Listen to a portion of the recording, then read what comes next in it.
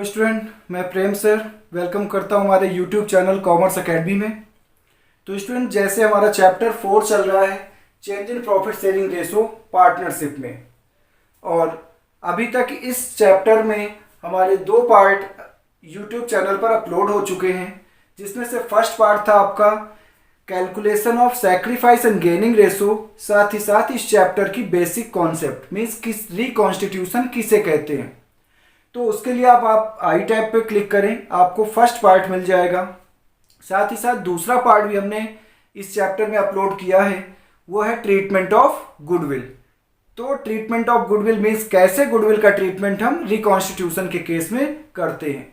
आज हम third part करेंगे इस चैप्टर का, जो कि है रिवैल्यूएशन ऑफ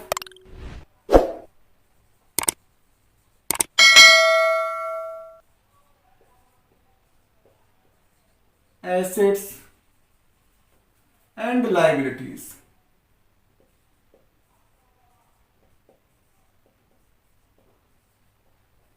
जैसा कि फर्स्ट पार्ट में मैंने आपको बताया था कि जब कभी भी फर्म का रिकॉन्स्टिट्यूशन होता है, तो रिकॉन्स्टिट्यूशन के टाइम हमें 6 तरीके की प्रॉब्लम फेस करनी पड़ती है।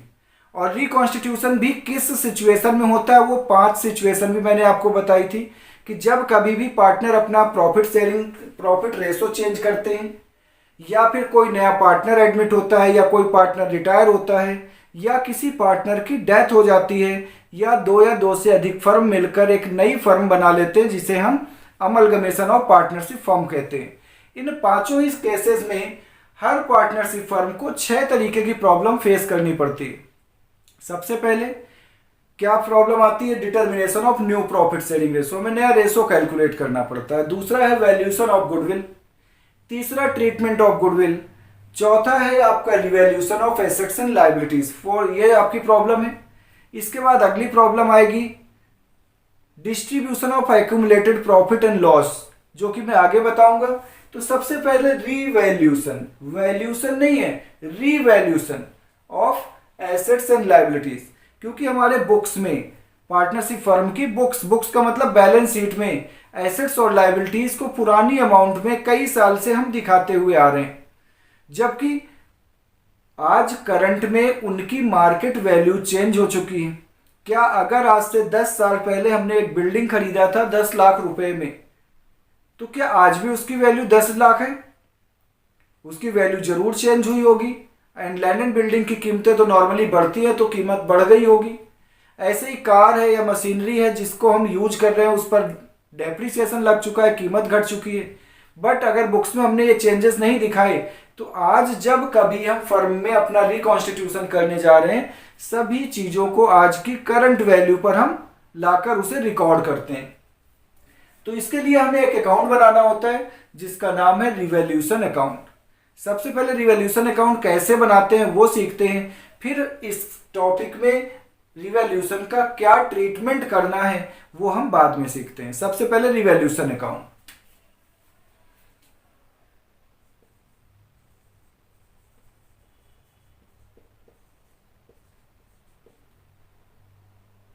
रिवैल्यूएशन अकाउंट, आप इससे और अच्छे से समझने के लिए आप समझ लीजिए कि इसकी concept same as profit and loss account जैसी है, बट एग्जैक्टली नहीं। क्योंकि प्रॉफिट एंड लॉस अकाउंट में रेवेन्यू नेचर के आइटम आते हैं, एक्सपेंस एंड इनकम आती है। यहां भी इनकम और लॉस आएगा, बट वो भी केवल और केवल एसेट्स और लायबिलिटीज की रिवैल्यूएशन से होने वाली इनकम और होने वाला लॉस। ठीक है, इसलिए इस अकाउंट का एक दूसरा नाम है, हम इसे profit and loss adjustment account भी कहते हैं।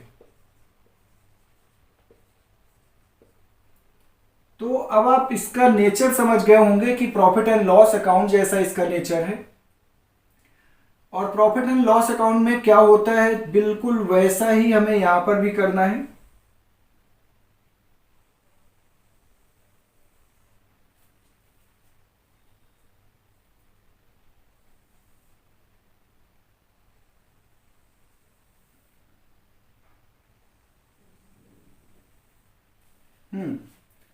तो प्रॉफिट एंड लॉस अकाउंट में क्या होता है? प्रॉफिट एंड लॉस अकाउंट में डेबिट साइड में हम सारे लॉसेस दिखाते हैं, ये डेबिट साइड है, डेबिट साइड में हम सारे लॉसेस दिखाते हैं और क्रेडिट साइड में हम इनकम दिखाते हैं। सिमिलरली यहाँ पर भी अगर हमारे बिजनेस में एसेट्स की वैल्यू बढ़ गई है, अगर एसेट्स की वैल्यू बढ़ गई है तो ये बिजनेस के लिए क्या है, बिजनेस के लिए ये एक प्रॉफिट है, इनकम है। तो अगर एसेट्स की वैल्यू बढ़ गई है तो आप क्रेडिट साइड में दिखा देंगे बाय इंक्रीज इन एसेट्स के नाम से, या इंक्रीज इन फिक्स्ड एसेट, जैसी भी एसेट्स है। और आपको ये पूरा नहीं लिखना increase in assets, like building की वैल्यू 10 लाख थी और लिखा है कि building is now valued at ₹12 lakh.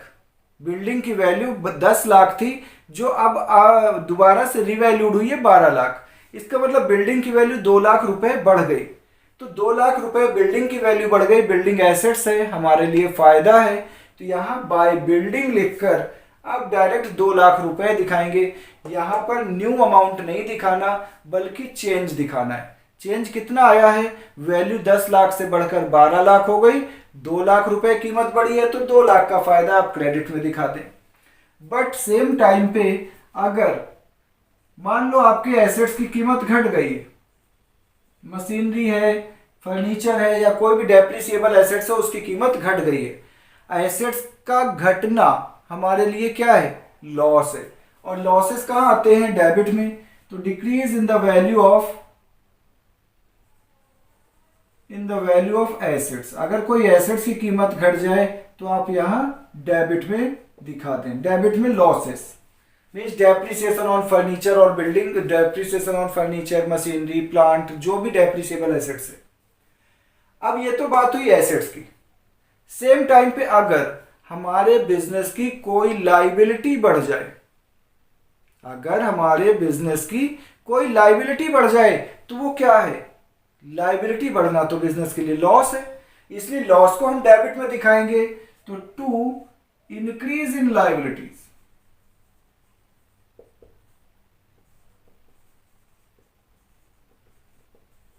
आपको क्या ध्यान रखना है, दो बातें ध्यान रखना है। एक तो ये इंक्रीज और डिक्रीज वर्ड आपको नहीं लिखना, आपको सीधे सीधे उस एसेट्स या लाइबिलिटी का नाम लिखना है। दूसरा, यहां पर केवल जितना चेंज आया है बस वो चेंज के अमाउंट लिखना है। जैसे क्रेडिटर्स, क्रेडिटर्स मान लो 1 लाख के थे और क्रेडिटर्स अब 1,20,000 हो गए, 20,000 के क्रेडिटर बढ़ गए।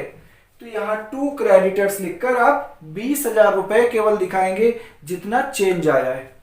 और अगर हमारी कोई लाइबिलिटी घट गई है, लाइबिलिटी घट जाना तो ये हमारे लिए फायदा है, इनकम हमारे लिए प्रॉफिट है। तो इसलिए by decrease in liabilities,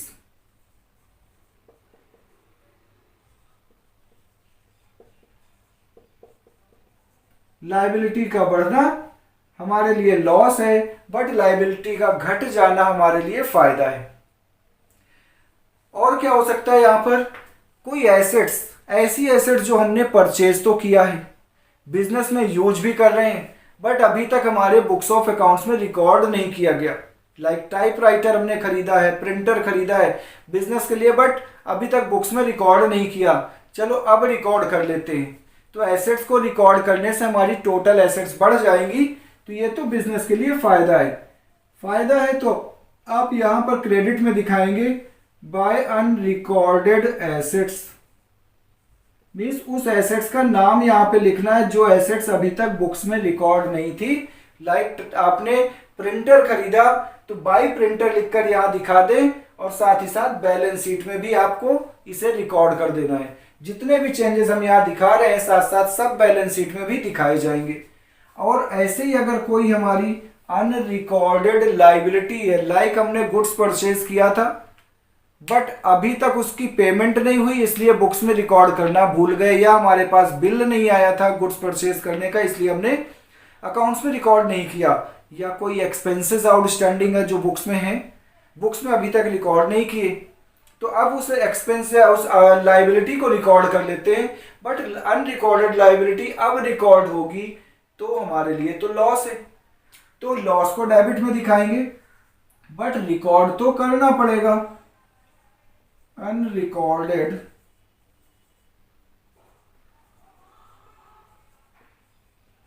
liabilities. ठीक है, तो बस ये 6 तरीके की ट्रांजैक्शन ही यहां पर आती हैं, इससे ज्यादा कुछ भी नहीं आता। अब आपको देखना है कि आपका टोटल डेबिट साइड का ज्यादा है या क्रेडिट का। अगर क्रेडिट का टोटल ज्यादा है तो यही टोटल इधर लेकर आएंगे, इसमें से ये सब कुछ घटा देंगे, बैलेंस जो निकलेगा वो आपका प्रॉफिट होगा। अगर बैलेंस डेबिट साइड निकलता है यहां पर तो ये आपका प्रॉफिट है, तो आप क्या करेंगे, लिखेंगे to profit transferred to old partners capital account. मान लो ओल्ड पार्टनर ए है और बी है, तो एज कैपिटल अकाउंट और बीज कैपिटल अकाउंट। आपने ये प्रॉफिट जो रिवॉल्यूशन पर हुआ है इसे ओल्ड रेशो में ओल्ड पार्टनर्स में बांट देना है। सेम टाइम पे अगर आपको इधर डेबिट का टोटल ज्यादा आया है, लॉसेस का टोटल ज्यादा इधर लाएंगे, तो यहां पर आपका by loss transfer to old partners आ जाएगा। ये तो बात हुई कि हम रिवॉल्यूशन अकाउंट कैसे बनाते हैं। अब समझना हमें इसका अकाउंटिंग ट्रीटमेंट, कि अकाउंट्स में इसका ट्रीटमेंट कैसे करें। तो ट्रीटमेंट ऑफ रिवॉल्यूशन,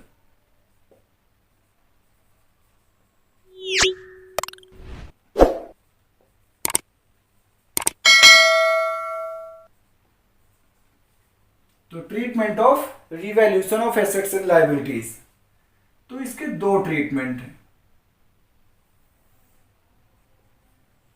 पहला case, when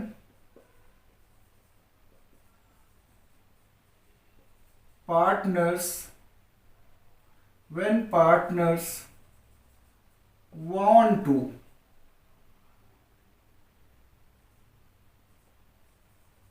record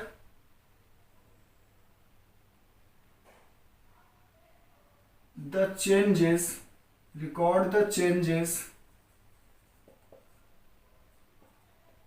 or revise the book values when partners want to record the changes or revise the book values of assets and liabilities।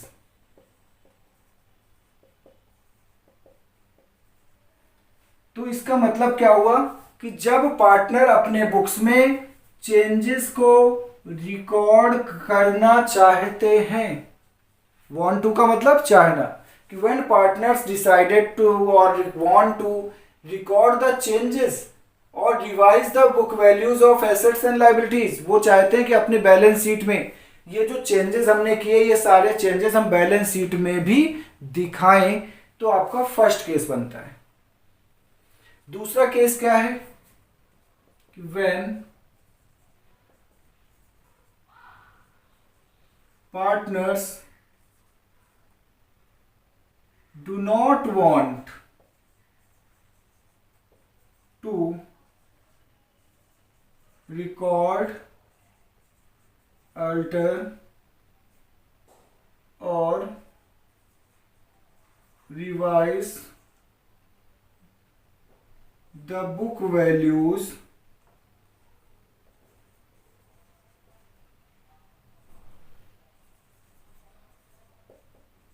in the books। अब यहां पर क्या है, ध्यान देना है कि जब पार्टनर अपने बुक्स में ये चेंजेस जो अभी हमने चेंजेस किया, ये चेंजेस वो बैलेंस शीट में, बुक्स का मतलब है बैलेंस शीट, कि जब पार्टनर्स अपनी बैलेंस शीट में ये इस रिवॉल्यूशन का कोई भी चेंज बैलेंस शीट में दिखाना नहीं चाहते, तो वो आपका सेकंड केस हो गया। फर्स्ट केस क्या है कि यहां पर जो भी चेंजेस हुए हैं पार्टनर ये सारे चेंजेस बैलेंस शीट में साथ साथ दिखाना चाहते हैं, तो वो आपका फर्स्ट केस हुआ। दूसरा केस है चेंजेस तो हुए हैं बट ये कोई भी चेंजेस पार्टनर अपने बुक्स में दिखाना नहीं चाहते, do not want to change. तो ये 2 केसेस हैं। अब फिर हमें क्या करना है, अगर फर्स्ट केस है तो इसमें आपको 3 स्टेप फॉलो करना है। Step first, prepare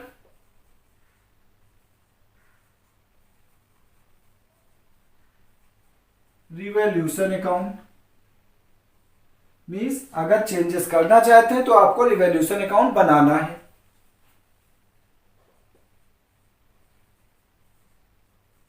record the changes in the balance sheet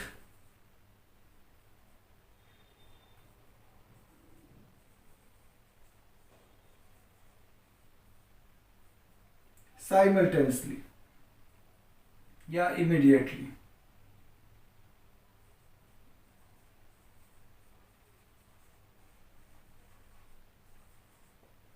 मतलब सबसे पहले आपको रिवैल्यूएशन अकाउंट बनाना है, उसके तुरंत बाद जो भी चेंजेस यहां पर किए वो चेंजेस आपको बैलेंस शीट में साथ साथ दिखा देना है। तीसरा,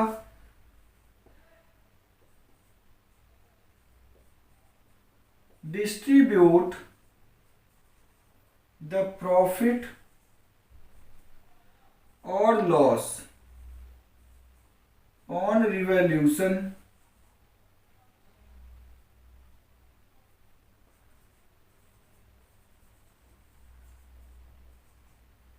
in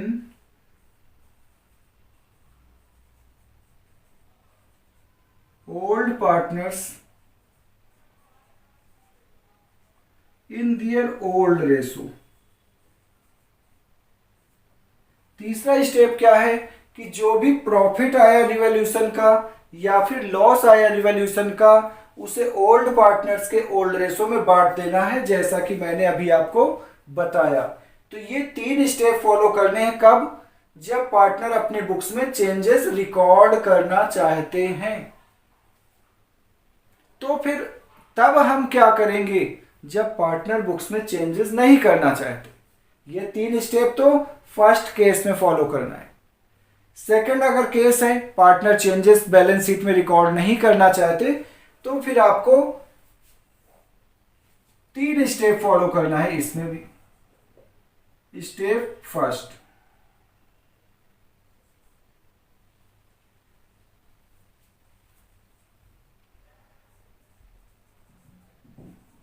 कंप्यूट प्रॉफिट और loss on revaluation without preparing revaluation account.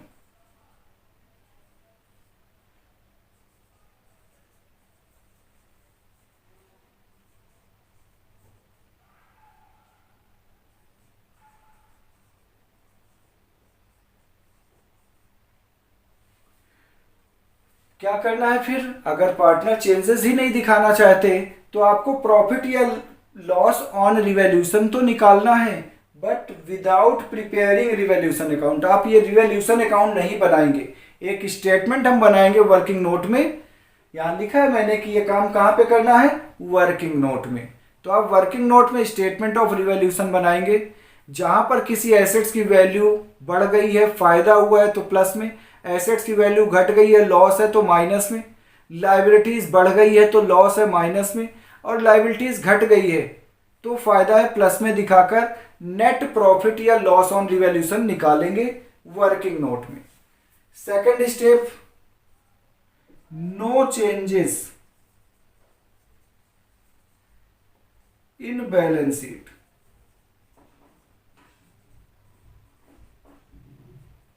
Balance sheet में कोई भी चेंजेस एसेट्स और लायबिलिटीज में बिल्कुल नहीं करना, क्योंकि यहां पर लिखा हुआ है। तो फिर जो प्रॉफिट या लॉस आया रिवैल्यूएशन पे,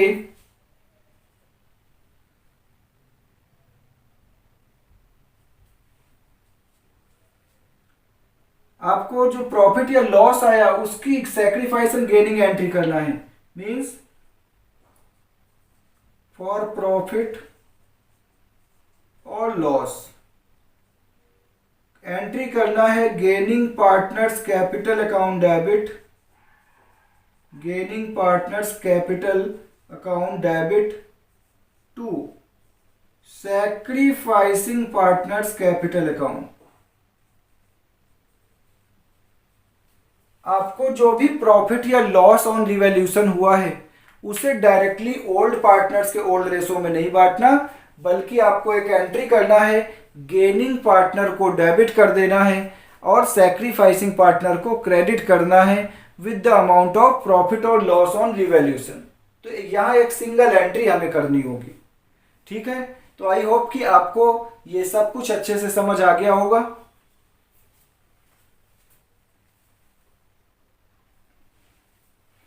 अगर आपको अच्छे से समझ आ गया है और हमारी वीडियो आपको अच्छी लगी है और चैनल को अभी तक आपने सब्सक्राइब नहीं किया, तो सबसे पहले आप चैनल को सब्सक्राइब कर लें, वीडियो को लाइक करें, शेयर करें अपने दोस्तों में, जिससे उनकी भी मदद हो सके।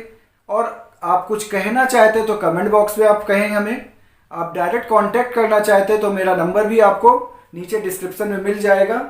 और बेल आइकन प्रेस करना बिल्कुल ना भूलें, जिससे आपको जो हमारी रेगुलर वीडियोस हैं हर टॉपिक की, उनकी नोटिफिकेशन आपको रेगुलरली मिलती रहें, ताकि आपका कोई भी टॉपिक मिस ना हो। ठीक है, तो आज अब आप इसकी प्रैक्टिस करेंगे और कल मैं आपको इससे अगला part treatment of accumulated profit and reserves, उसका ट्रीटमेंट बताऊंगा और उससे अगले पार्ट में आपको एडजस्टमेंट ऑफ कैपिटल सिखाऊंगा। तो तब तक सब आप इसकी प्रैक्टिस करें और अपना बहुत बहुत ध्यान रखें। ठीक है, टेक केयर।